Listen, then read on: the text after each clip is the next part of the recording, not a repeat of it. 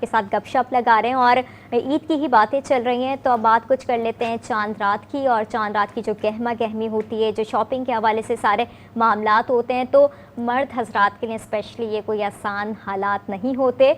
और जिस तरह से वो अपनी ख़वातीन को लेकर जाते हैं और अपनी बहनों को, बेटियों को लेकर जा रहे होते हैं, तो उनके लिए आज स्पेशली सलाम तो बनता है। और ईद पर उनको आज़ादी मिल जाती है इन सारी चीज़ों के हवाले से। सो इस हवाले से हमारे साथ साइमा स्टूडियो में ही मौजूद हैं और हम बात करते हैं गहमा गहमी के हवाले से कि किस तरह से उन्होंने शॉपिंग की और किस तरह से हमने शॉपिंग की, क्या कुछ मनासिर उन्होंने देखे।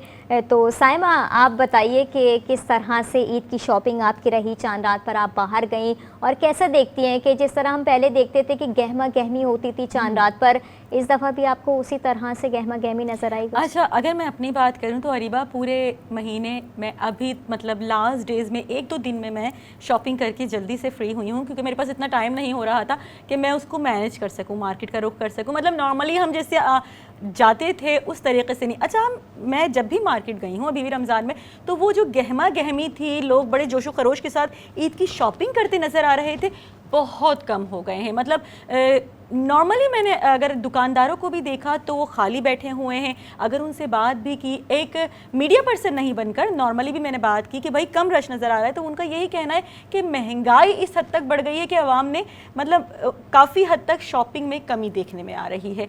तो उसी तरीके से, लेकिन कुछ जगहों पर मैंने आवाम को टूटते हुए भी देखा है कि वो बुरी तरह टूटे हुए हैं, क्योंकि ईद तो मनाना है, शॉपिंग तो करनी है, ये तो बहाना है। बिल्कुल ऐसे ही। और देखें ना, फिर बच्चे नहीं इन सारे मामलात को समझते। बच्चे बोलते हैं कि हमें शॉपिंग करनी है, हमें मैचिंग की ज्वेलरी चाहिए, हमें मैचिंग की हर एक चीज़ चाहिए। और स्पेशली मुझे याद आता है जब हम छोटे होते थे, वैसे तो अभी मैं छोटी हूँ, आप भी छोटी ही हैं।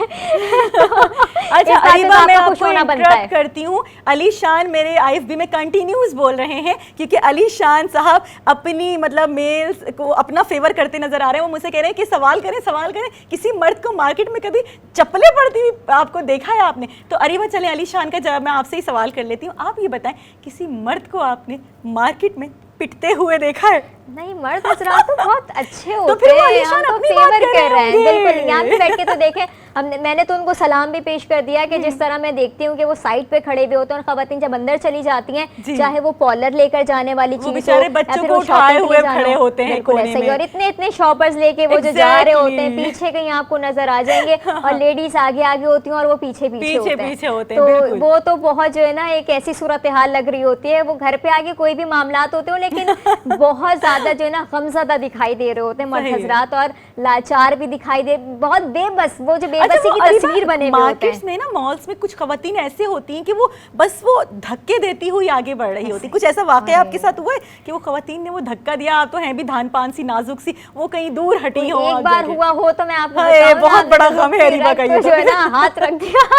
फिर ये सारी चीज़ें होती हैं। और जहाँ पर रश होना है स्पेशली, और अगर आप चांद रात की जिस तरह हम बात कर रहे हैं, तो चांद रात पे तो हर एक को अपनी लगी हुई होती है कि हमें ये चीज़ मिल जाए, हमें ये मैचिंग की चीज़ चाहिए, हमने ये चीज़ लेनी है। तो वो फिर नहीं देखते कि आगे लोग खड़े हैं, हम लोग अमूमन ये कोशिश करते हैं कि चांद रात तक से पहले सारी शॉपिंग कंप्लीट हो जाए, चांद रात को हम कहीं ना निकले। लेकिन आपने नोट नहीं किया कि वो एंड ऑफ द मोमेंट तक हमारी वो शॉपिंग इनकम्प्लीट होती है। ये नहीं हुआ, वो नहीं हुआ। आपको दुपट्टे की वो जो पीको करवाने के लिए जाते हैं, वो हम कभी पूरे साल ना पूछें, लेकिन वो पीको वाले ने नखरे जरूर लगाने होते। अच्छा अरीबा, हम एक प्रोग्राम का लिंक देते हैं, उसके बाद हम बात करेंगे टेलर के हवाले से, जो नॉर्मली हर खवातीन का एक क्या कहते हैं उसे, एक जैसा गम है दर्जी का ना, उस पर हम कुछ बात करेंगे। तेरा गम मेरा गम वाली कहानी है। तो आप